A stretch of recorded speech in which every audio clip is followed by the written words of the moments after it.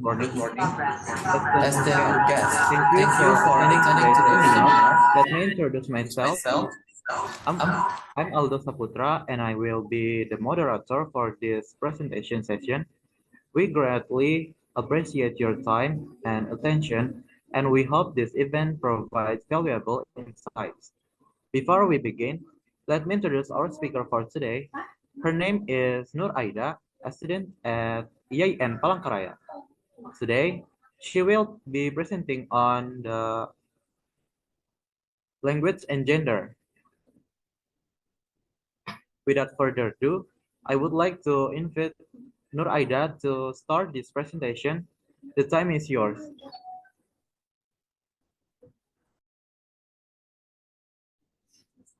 Okay, thank you to the moderator.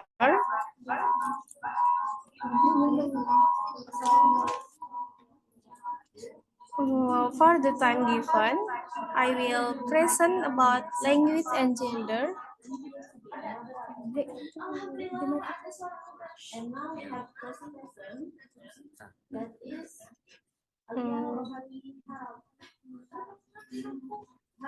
Bentar.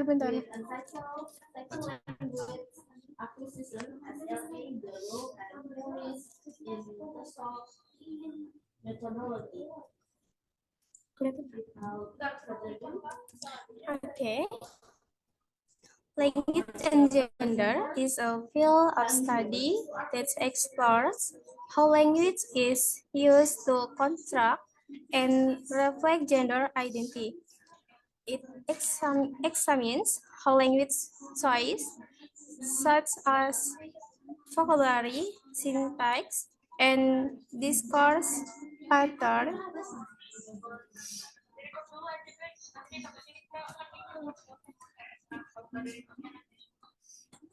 can perpetuate or challenge social norms and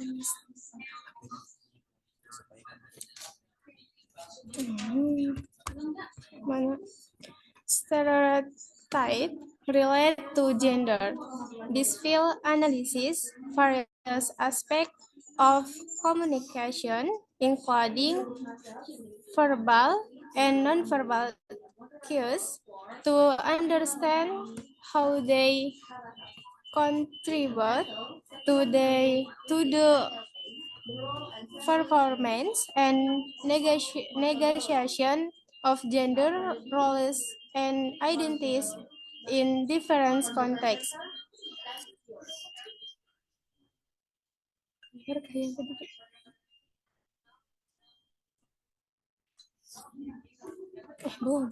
In this study, gender is not contextually account for a sex or biological distinction. By way of contrast, this article strives for the comparison of gender to be considered framework of a social contract and cultural rights for women and men in a particular social. This study employs an ethnography fieldwork. Geram. Aduh, bisa kada sih punya jangan pikir. To explore at academic situation, lives of students, and also look at naturally occurring phenomena. A reason for deploying an ethnographic apart due to because the researcher immersed himself for the whole year in the academic community.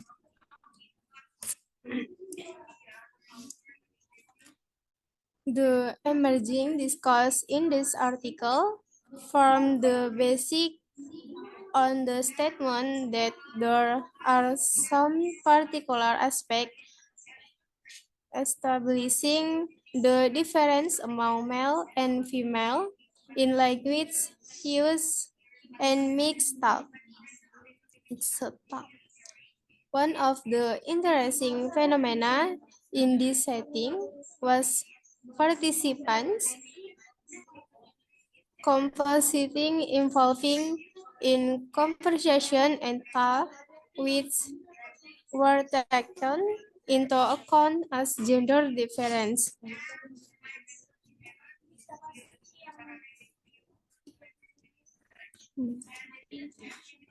The contribution of the article made her have with applicability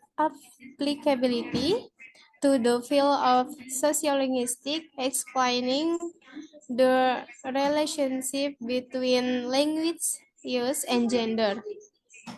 The main conclusion that can be drawn is that there are some difference among some Cirebons speaker in using language across gender in mixed talks. Language discrimination and sexist language are considered to be the important social aspect quite considerably. The right solution to this issue would bring some benefit in which both genders are treated equality in all fields of society. Some innovative, creative, and inspiring research methodology are urgently needed to, to release it. In the same way, social culture theories will be a great impetus in the future. Okay, that's all about my presentation.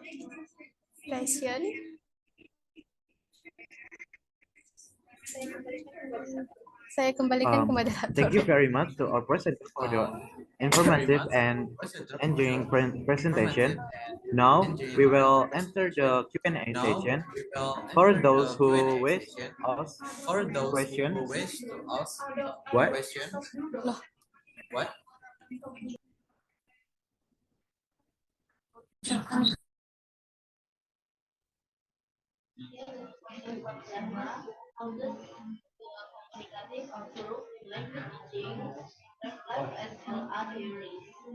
Loh, okay guys, let me introduce to myself. My name is Nur Aida, and here I as a moderator in this presentation from Cahaya Ningrum. That will be presented by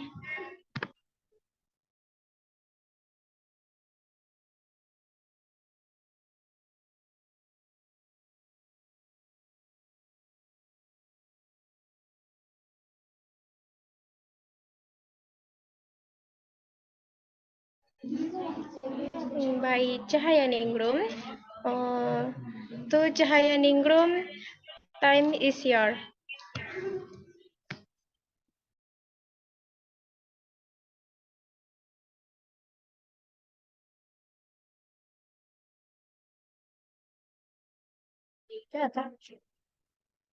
Thank you for the time.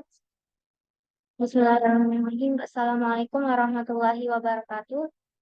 First, I will introduce myself. My name is Chaya Ningrum with ID student number 23111200025. Permission from the lecturer Mr. Lukman Behaki and friends. And now I want to present the result of my work entitled Language Change, exploring how languages evolve over time.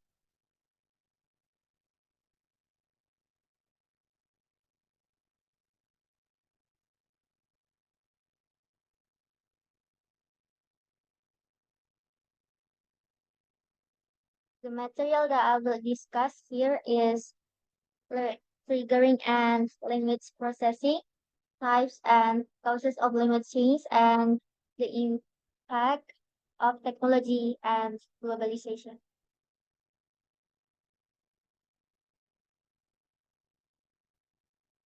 Triggering and language processing. So, linguistic evolution is a natural and ongoing process that reflects the ever-changing culture, history, and socio-economic conditions of a specific set of speakers. It is studied by linguistic and language historians who investigate the mechanism and patterns of language change, as well as the social, cultural, and historical settings in which these changes occur. The study of linguistic evolution not only illuminates the complex mechanism that drive language change, but also provides vital insights into the social and historical settings that impact this alteration. Language, languages change constantly and in wide variety of ways. New words and phrases appear while others fall into disease. Word supply or less supply shift their meanings or develop new meanings while speech, sounds, and intonation change constantly. Yet perhaps the most fundamental shift in language change is gradual conventionalization. Patterns of communication are initially flexible, but over time they slowly become increasingly stable. Linguistic evolution is a natural process that occurs as a result of various factors such as cultural interaction, technological advancements, migration, and even generational differences. These effects gradually modify languages, resulting in the emergence of new linguistic traits while older ones become outdated or convert into something new.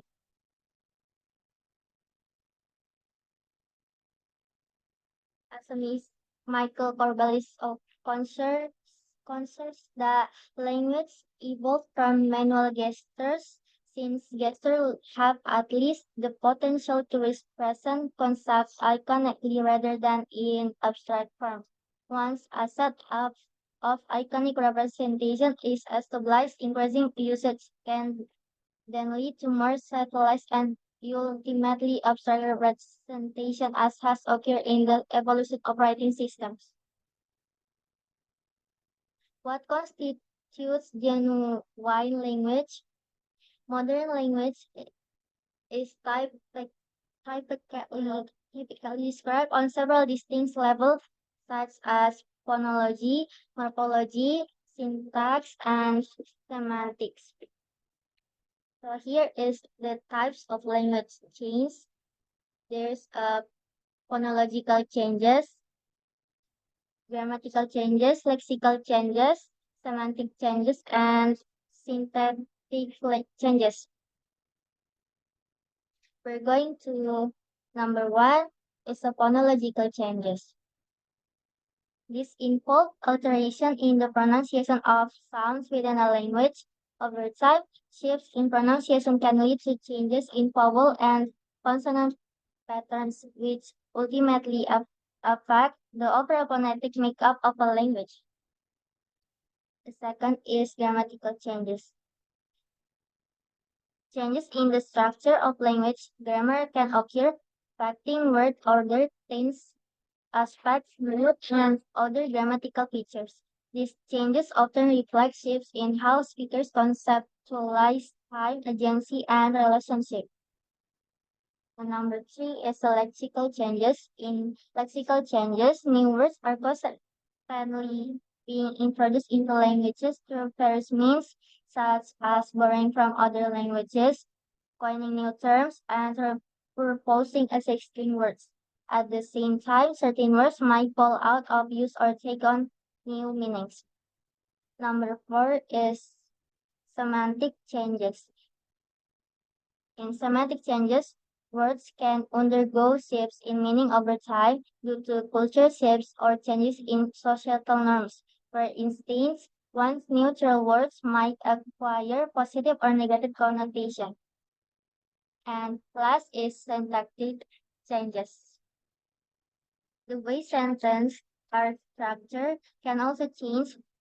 For example, word order might shift or new construction may emerge as old ones fade away.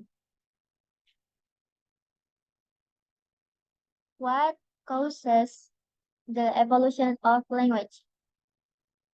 So language can change for many reasons, including human evolution. So as a human evolved, the ability to use language also does. Language can change to be more time effective and efficient as the needs of humans change.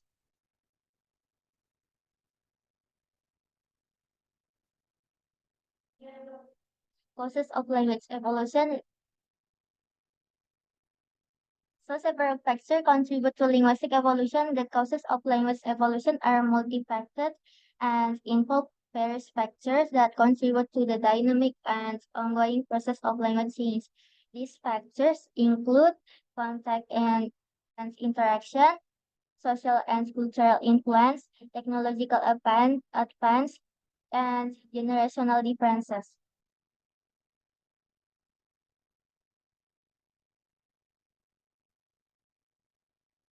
In contact and interaction, there's different linguistic communities play a significant role in driving language evolution. When speakers of different languages come into contact, whether through trade, migration, conquest, or colonization, there's exchange of linguistic features. This can include borrowing of words, phrases, and grammatical structure from one language into another. For example, English has borrowed extensively from French, Latin, and other languages due to the historical interaction. In situations where speakers of different languages need to communicate but don't share a common language, pidgin languages can emerge. These are simplified languages that combine elements of different languages. If a pidgin becomes the native language of a community and is passed on to the next generation as a first language, it can develop into a Creole language with more complex grammar and vocabulary. This process is known as creolization. Contact with dominant languages can lead to the decline and extension of minority languages. When speakers of a minority language switch to a more dominant language for economic, social, or political reasons, the minority language may gradually lose speakers and eventually disappear. This process is known as a language shift. Areas where different linguistic communities interact frequently, such as trade routes, border regions, and urban centers, are known as language contact zones. These zones are particularly fertile ground for language change and innovation, as speakers borrow words and structures from each other's languages. Overall, contact and interaction between linguistic communities provide the condition for language evolution by facilitating the exchange of linguistic features and the emergence of new forms of communication. And number two is social and cultural factors. Social and cultural factors have a significant impact on the evolution of language. Changes in society structures such as shift in power dynamics or demographics can lead to adjustment in language usage. Similarly, cultural movements and innovation introduce new vocabulary and expression into languages, while exchange through media and the arts shape linguistic norms. Language serves as a marker or identity and community belonging, with speakers adapting their language use to align with our or different type from specific groups. Globalization further influences language evolution by facilitating the spread of loanwords and hybrid languages. Additionally, languages and educational system contribute to language standardization and vitality within society. In summary, social and cultural influence shape language evolution by reflecting and responding to change in society, culture, and its identity. Number three is technological advancements. Technological advancements significantly shape language evolution through innovation in communication tools, the internet, machine translation, virtual reality, and mobile devices. These advancements create new linguistic environments, facilitate cross-linguistic communication, and influence language use in a digital context. Overall, technology continuously shapes language evolution by creating fresh linguistic landscape and facilitating communication across barriers. And last is generational differences. Generational differences significantly shape language development through socialization, media influence, cultural shifts, multilingualism, and identify expression. Each generation observes unique linguistic patterns from peers and technology, adapts to evolving cultural norms, and expresses its identify through language. These highlight the dynamic nature of language evolution, influenced by social, cultural, technological, and psychological dynamics over the impact of technology and globalization. The impact of technology and globalization on language has been profound, transforming the way people communicate and interact with each other across the globe. Technology has accelerated the process of language change, introducing new words, abbreviation, and expression that are often unique to digital communication platforms. Digital technology has expanded user vocabulary, particularly in the context of digital communication platforms. The rapid pace of technological change has also led to the development of new language varieties such as dialect, which is characterized by its use of digital media and computer-mediated communication. Social media and digital communication have also played a crucial role in shaping language change. The increased use of abbreviations, acronyms, and slang phrases in digital communication has led to the development of new linguistic features that are unique to these platforms. In a similar manner, the internet and digital communication have had a profound impact on language change over the past few decades. The need to communicate quickly and concisely has led to the development of new abbreviation acronyms and slang phrases unique to online platforms like messaging. Message. For instance, the term LOL has evolved from a basic abbreviation for laugh out loud into a versatile expression of enjoyment and or agreement.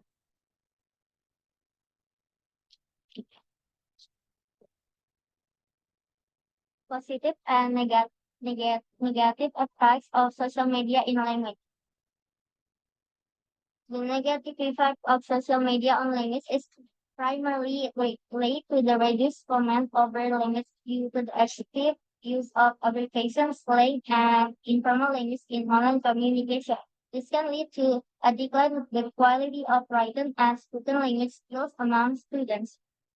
But there are also many positive effects that social media changing language when people need to communicate with each other, such as easy communication. So social media often could be helpful and give a positive value to our language. For example, when we use a conversation in the tool social media, we have had many new words added to the language dictionary for doing a well understanding and would identify a better quickly responding to get clear feedback. As consequently, many people using this kind of communication to try to create a shared way to communicate with each other, such as abbreviation, emoticons, pictures, symbols, specific vocabulary, and meaning. Conclusion. Language development is a complicated and dynamic process influenced by a wide range of social, cultural, technical, and generical factors. Language just change to meet the ever-changing requirements and situation of their speakers in the same way as animals.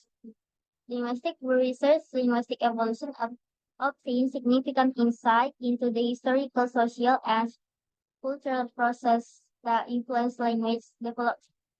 This understanding not only allows us to appreciate the diverse range of languages that exist, but it also provides insight into the interesting interaction between language and human civilization.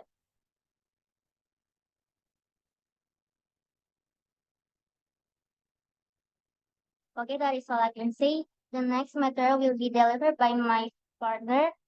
Her name is Amanda Agni Octavia Ramadhani with title Bilingualism Learning about the Benefits and Challenges of Speaking Two Languages. For Amanda, the time is yours. What's that?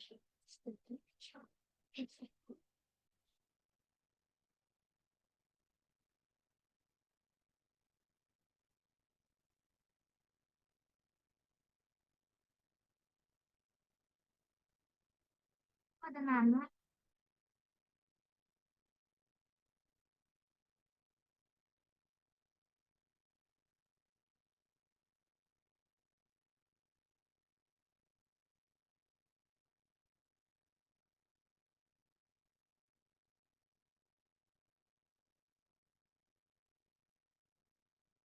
Assalamualaikum warahmatullahi wabarakatuh. Good afternoon, everyone. Uh, I will continue the presentation after my friend. But let me introduce myself first. My name is Amanda Agni Octavia Ramadhani. And the title of my material is Bilingualism, Learning about the Benefits and Challenges of Speaking Two Languages. So the content that I will present today is first introduction, and after that the discussion consists of definition and types of bilingualism, and after that I'm going to tell you about the benefit of bilingualism and what is the challenges, what are the challenges for speaking two languages. So, uh, the introduction of our material today is, generally speaking, being bilinguals enable people in communicating for two languages and it's needed in humans' reaction. The term bilingualism is typically used to describe the two languages of an individual. So in today's globalized era, the ability to speak more than one language has become increasingly important and valuable because many people in the world not only just use one language, so being a bilingualism or maybe even multilingualism uh, is a crucial thing in these days. I'm going to start with the definition of bilingualism. So what is bilingualism? In general, bilingualism is defined as a person's ability to understand and to use two different languages.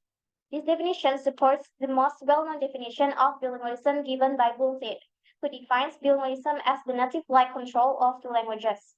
But the term native-like may sound too heavy for several people. Because of that, some experts then formulate more clear and realistic definition. For example, there is the definition from Titan, as quoted by Hammers and Black, who say that bilingualism is the individual's capacity to speak a second language while following the concept and structures of that language, rather than paraphrasing his or her mother tongue. Then there is another definition from Skolsky, defines a bilingual as a person who has some functional ability in a second language. This ability might vary from one bilingual to another. And also Steinberg explained further that bilingualism does not include Bidialectalism, which is a person's ability to use one language in some different dialects. Uh, so bilingualism is just considered a common phenomenon in multinational countries in which some members of the society have a significant language for communication in addition to their mother tongues. One third of the world's population is bilingual due to the rapid cultural, social, and economic development. The bilingual population of the world is growing up as internationalism is spreading out in trade and travel, communication and mass media. So overall, the world population is bilingual. Because of that, the bilingual is just a common phenomenon uh, in these days. But if you look closely, most of people that bilinguals understand English because we all know that English is one of a global language which can function as an official language or as a priority in a foreign language teaching in many countries.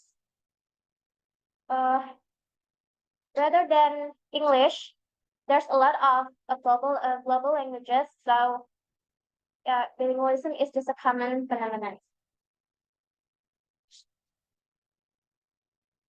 The next is the types of bilingualism. So bilingualism can be viewed from different perspectives, which then lead to different classification. When we look at bilingualism from the point of view of their first and second language competence, we will have balanced bilinguals and dominant bilinguals. So balanced bilinguals is a bilingual person that use or speak both two languages and mastering them in a balanced way. But dominant bilingualism, it means that bilingual person is using more at mastering just one language than the other's language that he or she speaks. Steinberg also proposed another classification depending on the time of acquisition or learning. There are simultaneous bilingual and sequential bilinguals.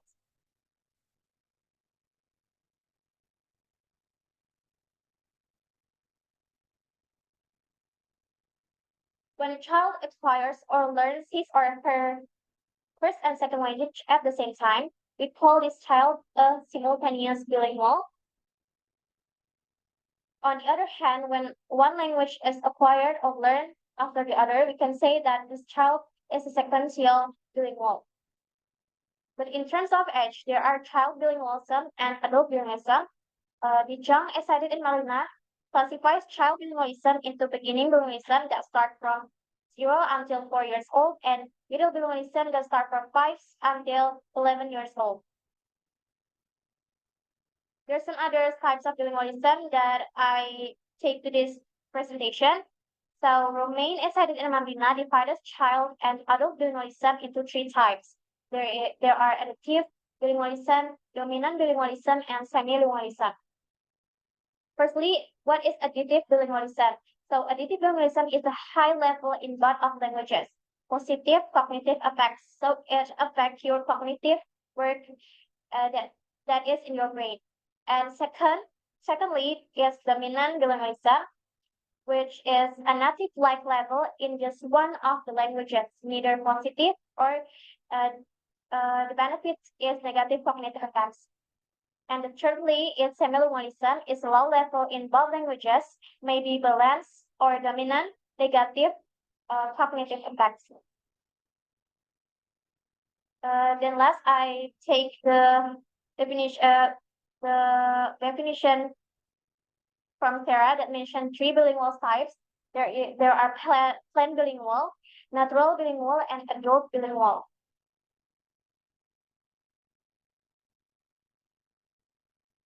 So plain bilingual refers to someone who achieved their languages through a planned strategy from parents. So they plan the strategy, like when you go to the school and you plan to be a bilingual person, you will choose another language that different from your mother or your father's tongue.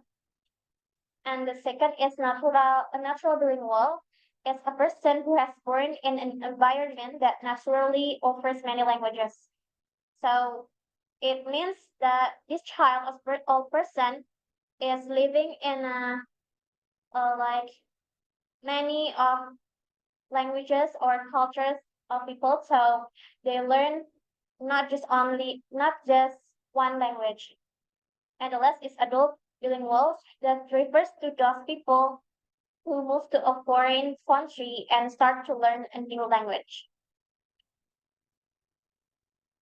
The next is benefit of bilingualism and the challenges of bilingualism, which is the main idea that I use in this article. So the benefit of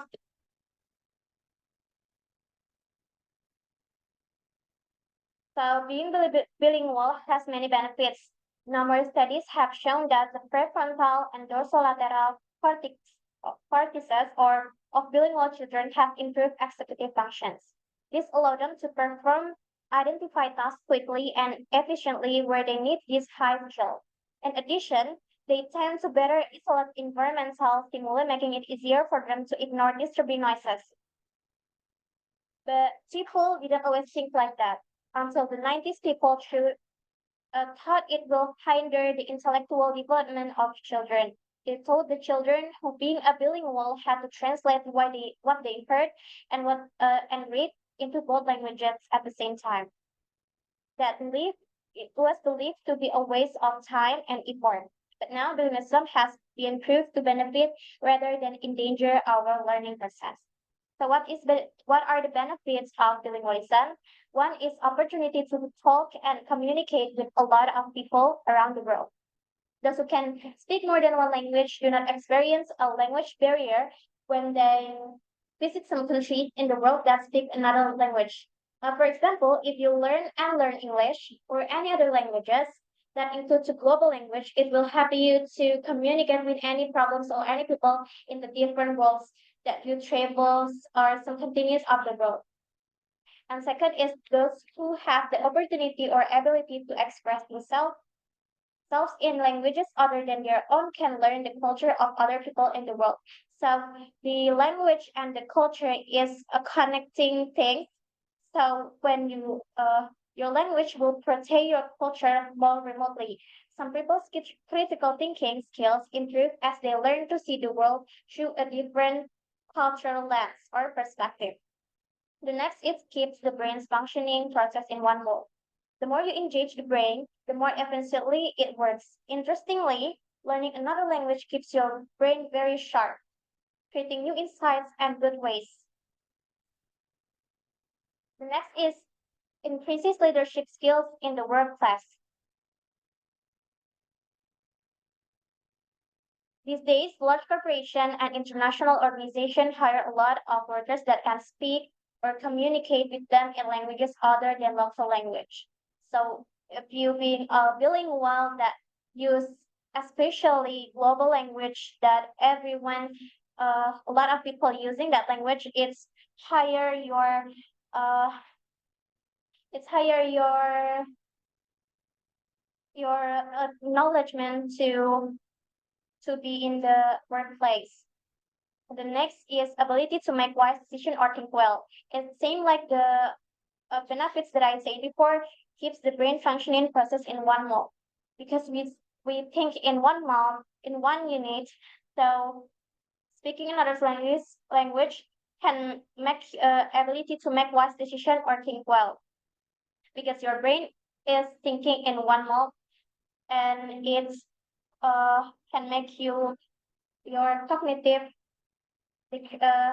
higher and higher. And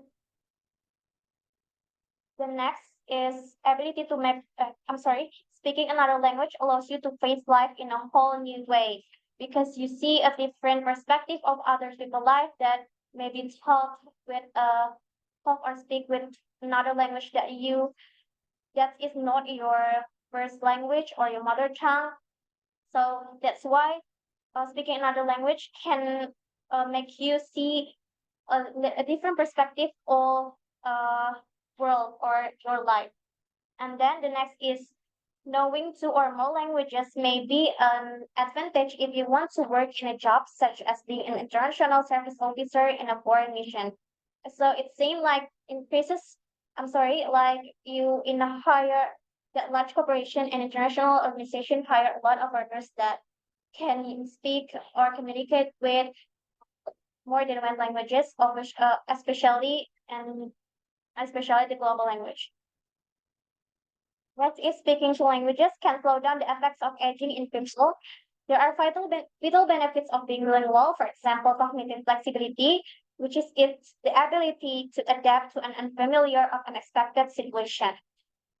As we grow through our lives, those who are prone to this line and have the advantage of speaking a second language can easily block this line or at least delay it significantly. And last, another major advantage is related to the concept of performance function in the broader sense. It includes the ability to control, direct, and one's attention, as well as one's ability to play. It also helps avoid unnecessary information and focus on important information. Uh, there's a lot of benefits actually for being a bilingualism, but it's just several benefits that I uh, bring to my presentation. Last contents that I will share to you is challenge of bilingualism. When we learn or try to understand a new language or even a new things that we don't know before, of course it's become unfamiliar and can lead us to some challenges.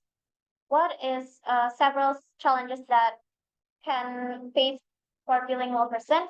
One is language interference. The two languages can interfere with each other, leading to mixing words, grammar rules, or pronunciation from one language into the other. And second is code switching. Bilingual individuals may intentionally switch between language in the same conversation or sentence, which can be confusing for monolingual speakers of those unfamiliar with the language involved. Third is language dominance. One language may become more dominant than the other, especially if one language is used more frequently in daily life or in certain contexts. Four is cultural differences. Language are deeply connected to cultural norms, values, and expression, which I said before that culture and language is two things that cannot be separated. And five is cognitive load. Switching between two languages requires mental effort and cognitive resources. It seems like code switching, but it's happen in your brain because cognitive is the way that your brain works. This can lead to fatigue or difficulty in maintaining focus, especially when dealing with complex topics. Six is language attrition. If one language is not used regularly, it can lead to a gradual loss or attrition of vocabulary, fluency, or proficiency in that language, especially if exposure to the language is limited. Next is identity issues. Bilingual individuals may face challenges in reconciling their multiple cultural and linguistic identities, especially if they feel torn between different communities or struggle to fit in fully with any one group. And last is education and literacy. Acquiring literacy skills in two languages can be more challenges than in a single language, as different writing systems, orthographies, and language structures need to be learned and mentored. What is the conclusion of what I presented today?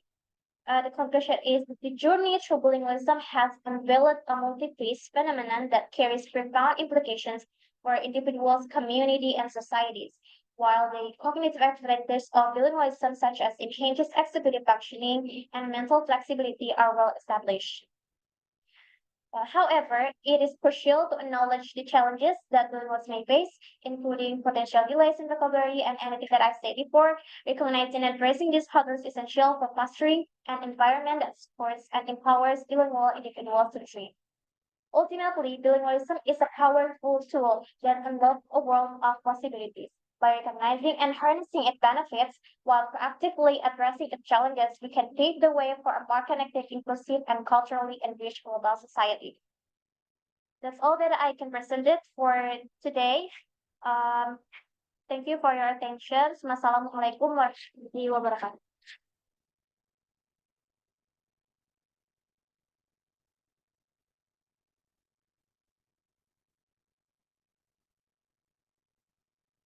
The next presentation will be delivered by my partner.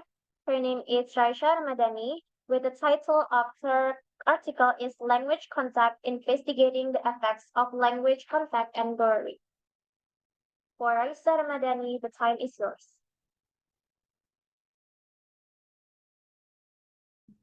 The two illustration that Kaufman explained, we can see that context is very important to understand visual. Well, thank you to the moderator for opening my presentation today. Previously, let me introduce myself first. I'm Raisha Ramadani, and I will present my material entitled Language Contact, Investigating the Effects of Language Contact on Borrowing.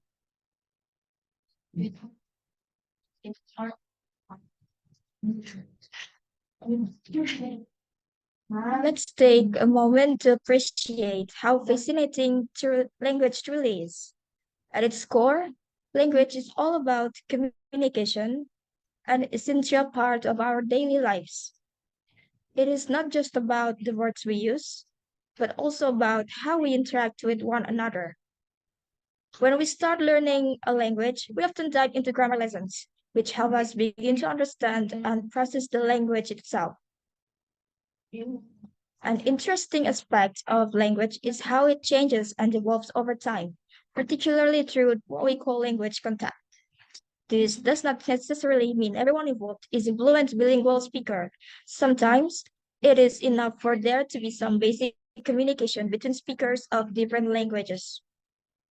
This interaction often leads to borrowing words from one another, which is a clear sign to no culture develops entirely in isolation.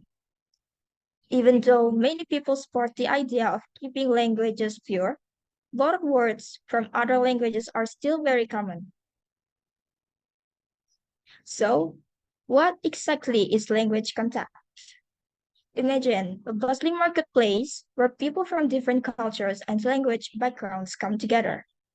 Language contact refers to the situations where multiple languages are used in the same place at the same time. Language contact can occur through lexical borrowing. For instance, when words from one language are borrowed and used in another language, such as the many English loan words in Indonesian like internet, software, or printer. It is increasingly being recognized as a major factor in how languages change and evolve. Various social factors play a role here, such as political dominance and language policies. These factors of influence the these factors influence the extent and nature of language contact.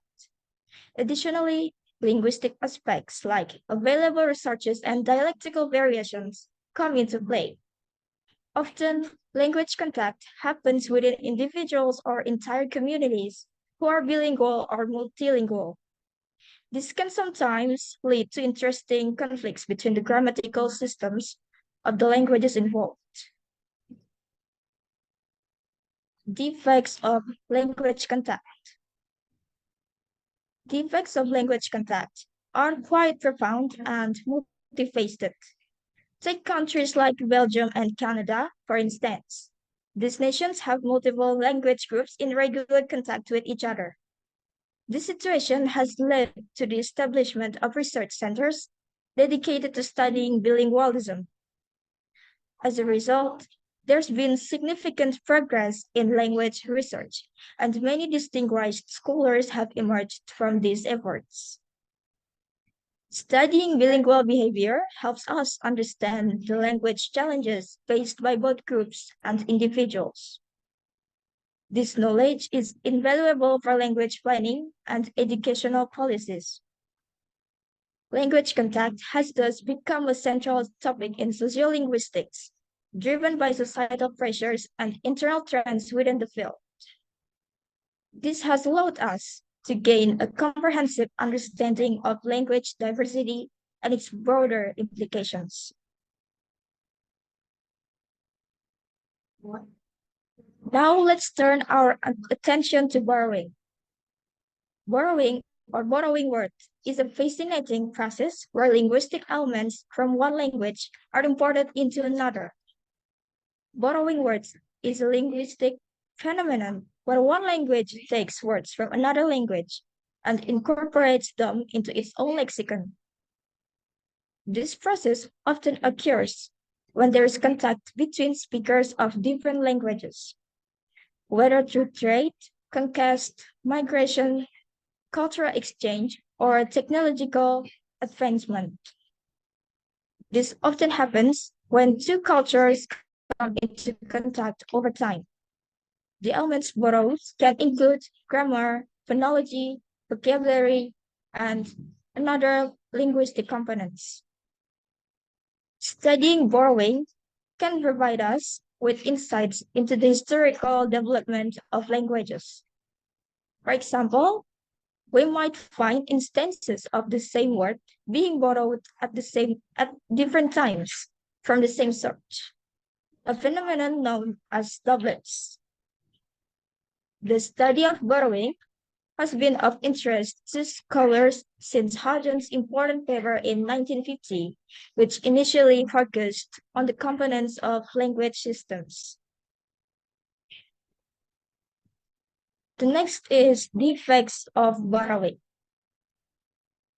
Borrowing words from other languages has several intertwined effects. A reason for borrowing is cultural interactions, such as through media and fashion, introduce new concepts that may not have native terms.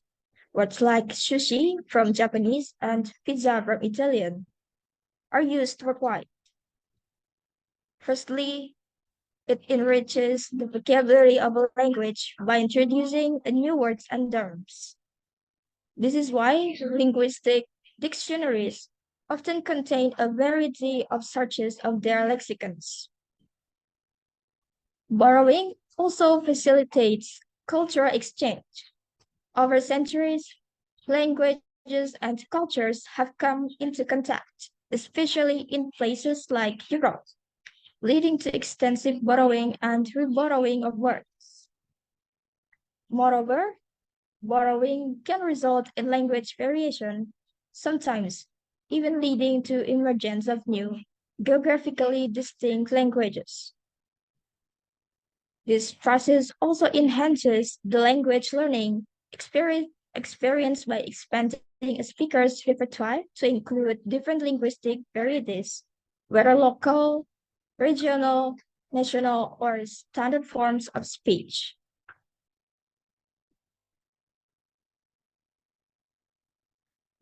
Two types of borrowing. When it comes to borrowing, there are two main types. The first one is full borrowing without changes, and the second one is borrowing with modification or with changes. Full borrowing occurs when a word is adopted without any changes to its lexical frame or meaning. For instance, in Malay, words like pulan, urut, anak, and pantang are borrowed directly into Mandarin without alteration. On the other hand, borrowing with modification involves changing the borrowed word from its original form. This can include various modifications, such as adding the key consonants to the end of the words. For example, in Mandarin, words like janjik, tigak illustrate this type of borrowing.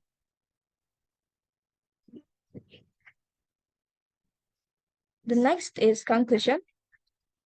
Language contact involves interaction between speakers of different languages, influenced by social, political, and economic factors. Borrowing results in the exchange of linguistic elements between language systems, contributing to diversity and complexity in language structure. Factors like global mobility and technological advancements play a role in the borrowing process. By examining language contact and borrowing, we can see how these processes reflect the dynamic nature of language evolution and cultural interaction. It is a reminder of how interconnected and interdependent our cultures and languages truly are. Through this linguistic phenomena, we gain a deeper appreciation for the richness and diversity of human communication. Okay, that's all the presentation material from me. Thank you. And and I return to the moderator.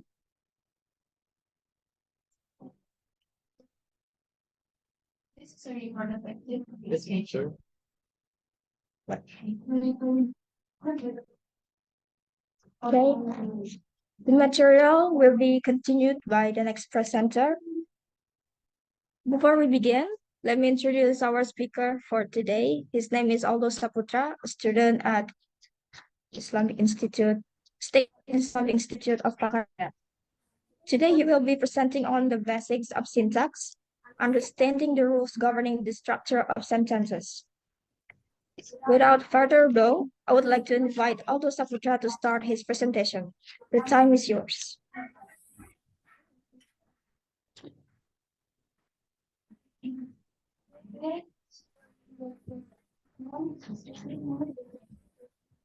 Bisa share screen. Sudah? Sudah.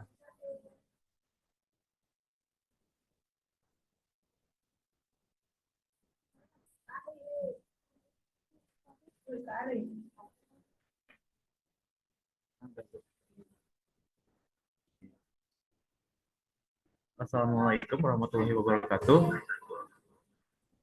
Here I want to presenting my article titled Basic of Syntax, Understanding the Rules Governing the Structure of Sentence.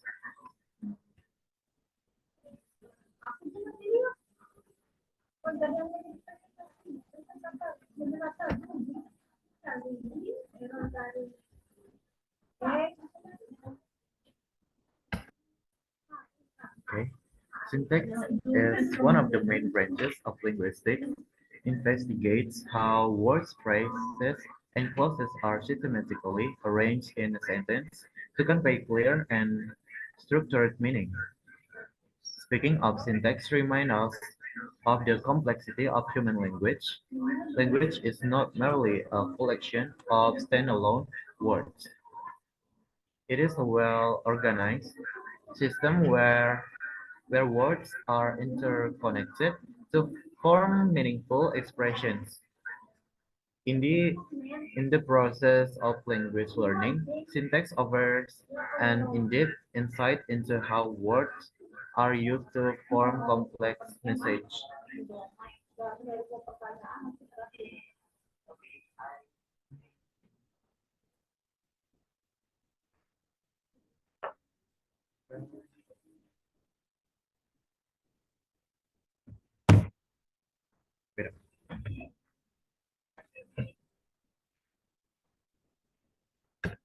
So the key points is the first is understanding syntax. Syntax is a branch of linguistics that studies the rules and principles governing sentence structure and how words in a sentence are arranged to convey meaning.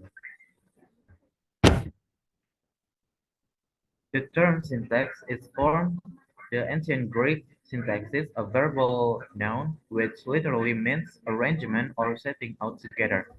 Traditionally, it refers to the branch of grammar that dealing with the ways in which words, with or without a period, inflections, are arranged to show connections of meaning within the sentence. For example, in it tastes nice, there are connections of meaning among it.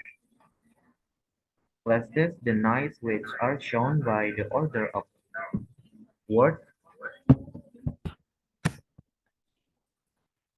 places nice, not nice, plus taste, plus it, or other permutation, and also in part by inflectional arrangement between the verb and pronoun.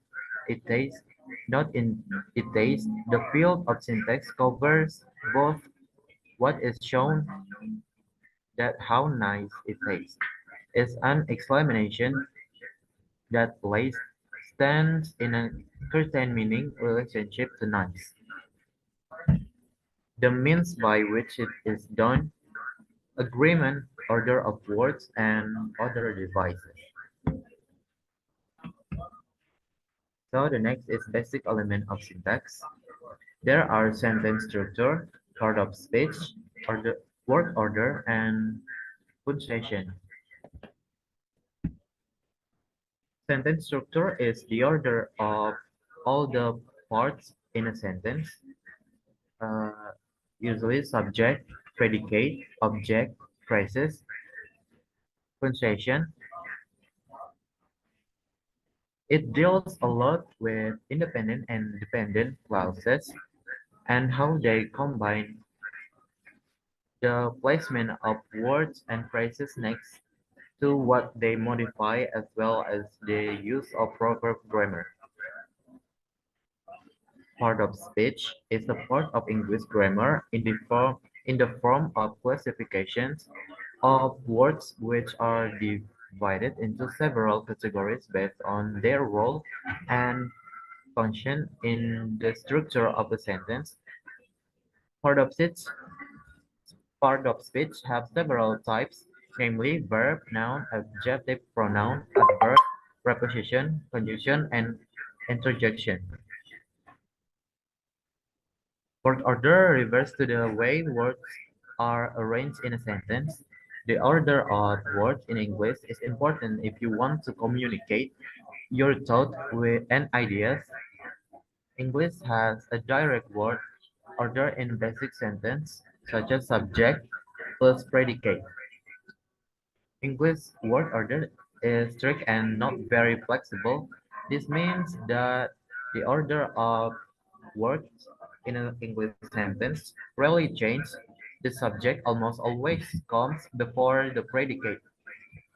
There are, however, a few parts of speech that can move in a sentence. We will cover these later in this lesson. Native English speakers are used to hearing some English part of speech in a specific order. If these part of speech are different order, it can be confusing. Even very small difference in English word order can sound strange to native speaker. For example, the sound of clock in English is tick tock. Tock tick sounds strange to a native speaker. TikTok sounds correct.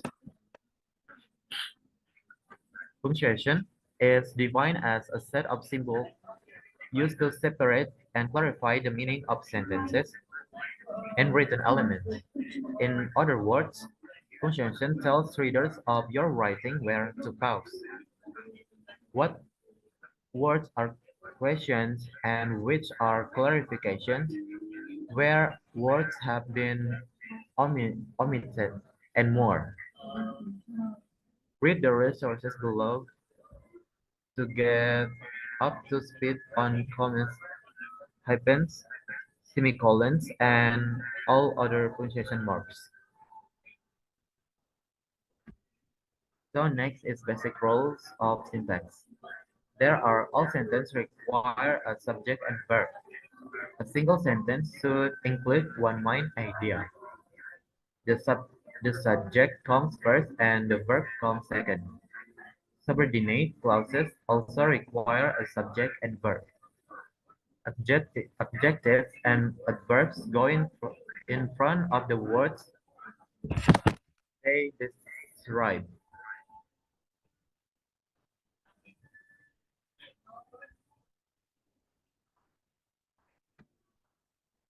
So the next is syntax and meaning. Syntax is basically about what words come before and after word. Syntax is closely related to semantics, the study of meaning in language. Syntax in linguistics refers to the arrangement of words and phrases. So the next is importance of syntax. Many people know the meanings of many words, but it is difficult to put the words in a sentence that makes grammatical and logical sense. A sentence is supposed to communicate something to the listeners. Words arranged in a sentence can give particular meaning. The same word when rearranged can give a different message to the listener. To become proficient in language, syntax is one of the most important aspects to be considered. Then is conclusion. Syntax stands as a crucial component of linguistics, serving as a cornerstone in a language structure and understanding. Originating from the Greek word syntaxis, meaning arrangement or setting out together, syntax explores the complex interplay between words and their order to create meaningful sentences.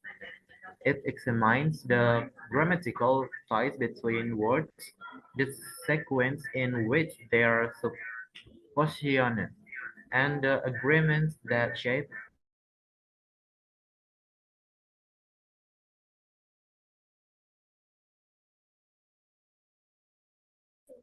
you about the of syntax.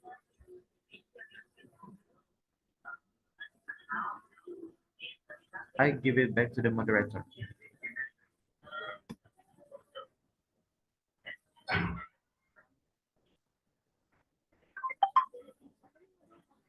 Hmm? Moderator siapa?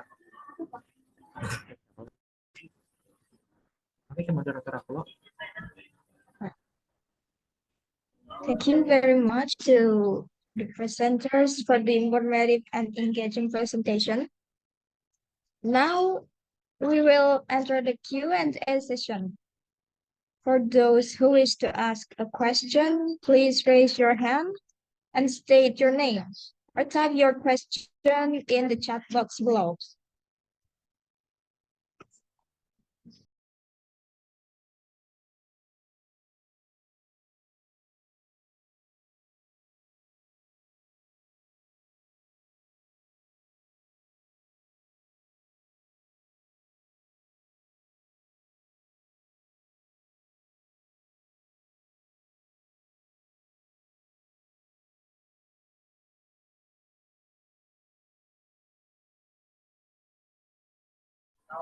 Excuse me, I I want want to to asking asking to to Russia. Russia.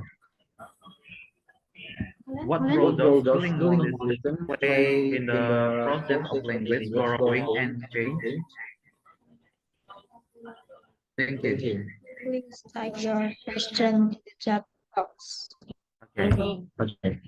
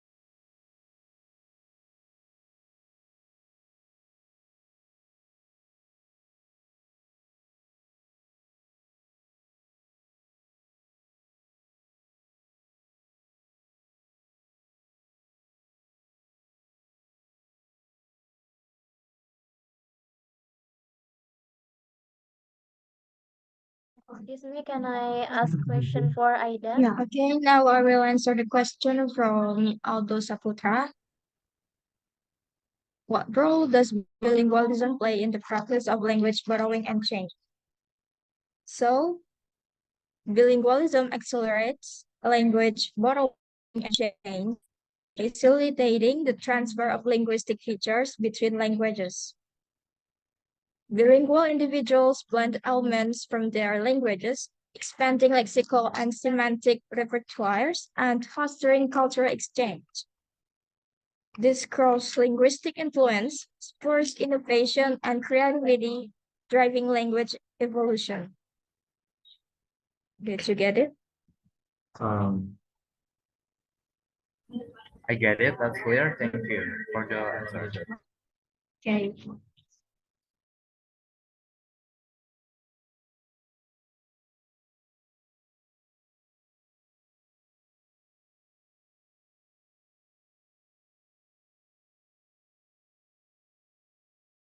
Uh, may I ask a question for Aldo Saputra? Aldo Saputra? Sure, you can write your question in the chat box.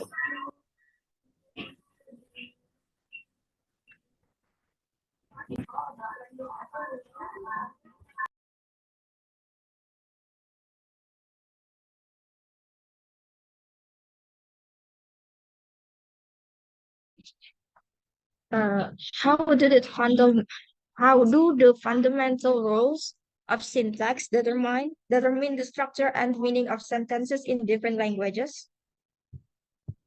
Wait.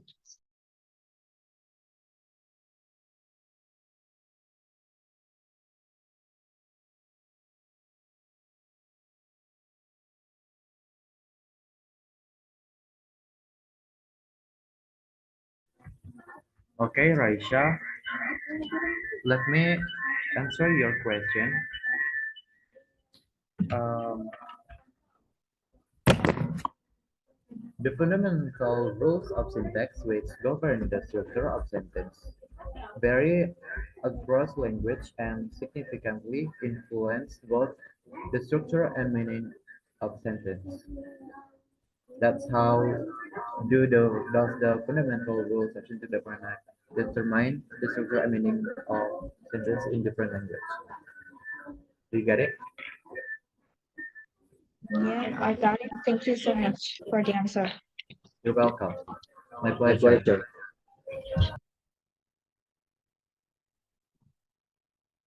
Is there anyone else who wants to ask?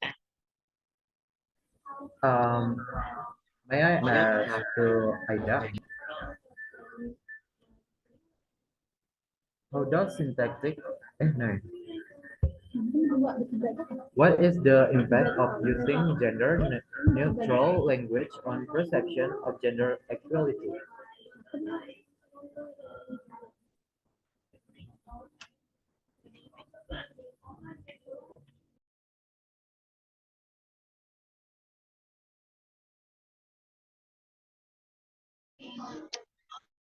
Okay, Aldo Saputra, let me answer your question. Using gender neutral language can positively impact perceptions of gender equality by promoting inclusivity and challenge traditional gender stereotypes. It helps to create a more equitable environment by acknowledging and following all gender equality. Additionally, gender neutral language can contribute to breaking down barrier and bias. Uh, do you understand, Aldo Saputra? Yes, I get it. Thank you so much for the answer. Okay.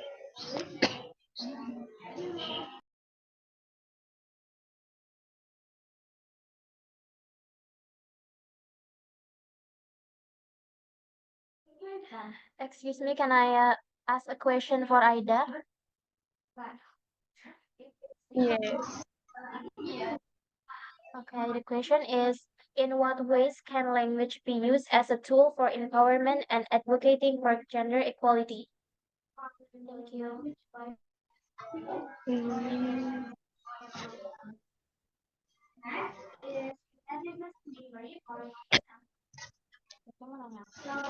okay, I will uh, answer to question of Amanda. Language play a serial role in em- empowering individual and advocating for gender equality in several ways. Uh, Number one, inclusive language. Number two, challenge bias. Number three, empowering narrative. Number four, educational initiatives. Number five, police advocacy. Number six, intersectionality. Number seven, raising awareness. And the last, fostering dialogue. By harnessing the power of language, individuals and organizations can actively contribute to creating a more inclusive and equitable social for all genders. Mm, do you understand, Amanda? Yes, thank you, Ida. Okay.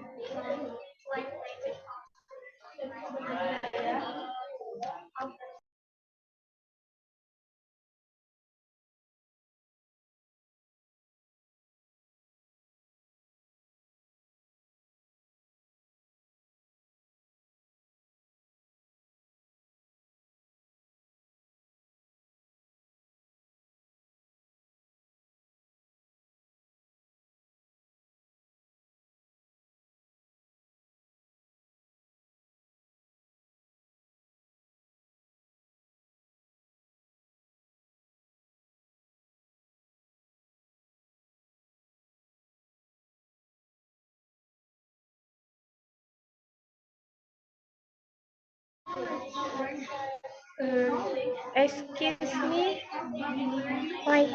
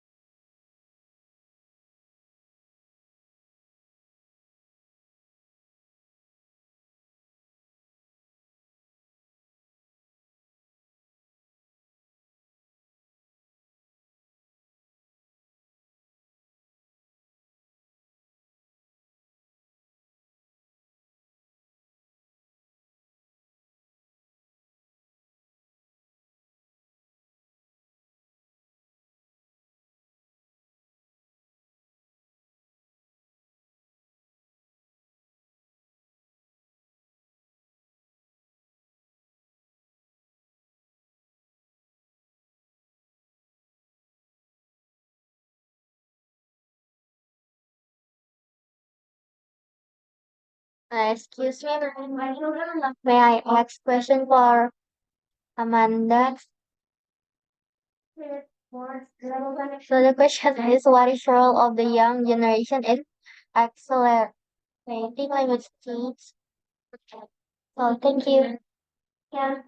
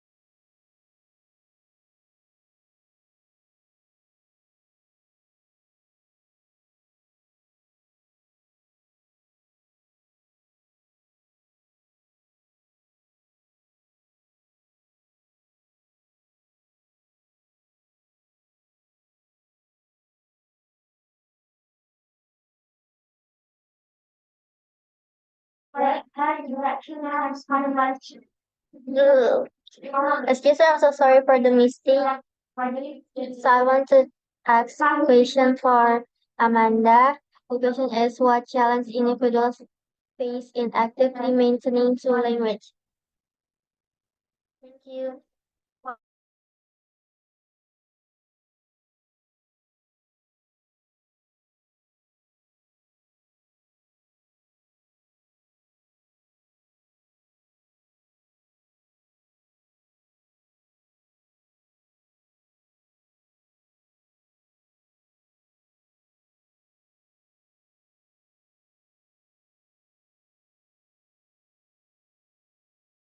Excuse me, I want to answer the question from Cahaya.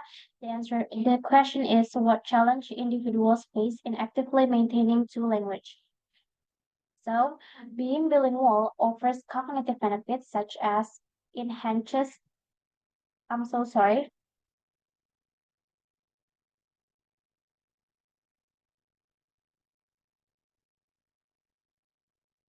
One of the main challenges individuals face in actively maintaining two language is the cognitive load and effort required to keep both languages active and accessible.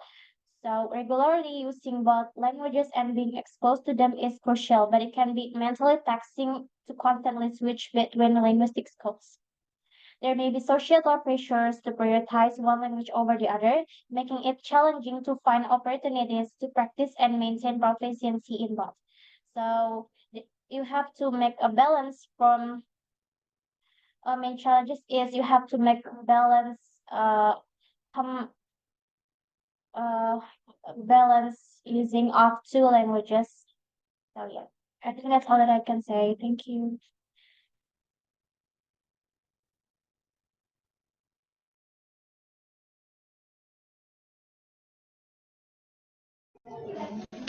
Okay, I will ask to Cahaya Ningrum. Uh, what is role of the younger generation in accelerating language change?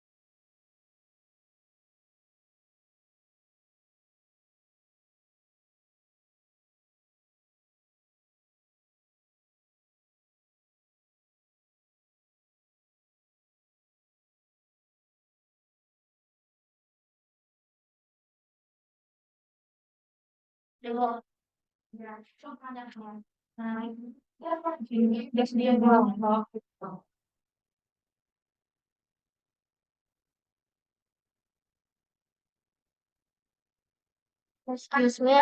So I will answer the question from Raida. So the answer is the young generation plays a significant role in accelerating language change through their adoption of new vocabulary, slang, and expression. They are often at the forefront of linguistic innovation, introducing novel words and phrases influenced by pop culture, technology, and social trends. Additionally, young people tend to adapt languages to fit their communication needs, leading to the evolution of language over time. Is it clear?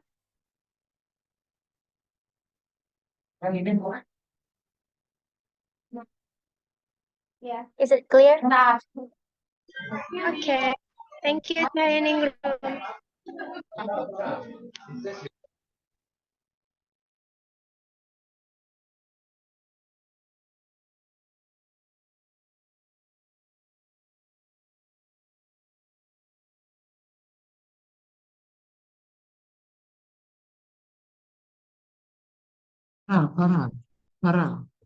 Right? That was all the material from the last presenter of this group. Please forgive us. There were things that were not mentioned earlier. I, as the moderator, would like to excuse myself. Thank you all for your active participation. We hope today's presentation and discussion were beneficial to you. I will now have to make this event. Thank you so much. Assalamualaikum warahmatullahi wabarakatuh. Waalaikumsalam. Waalaikumsalam warahmatullahi wabarakatuh. See you guys.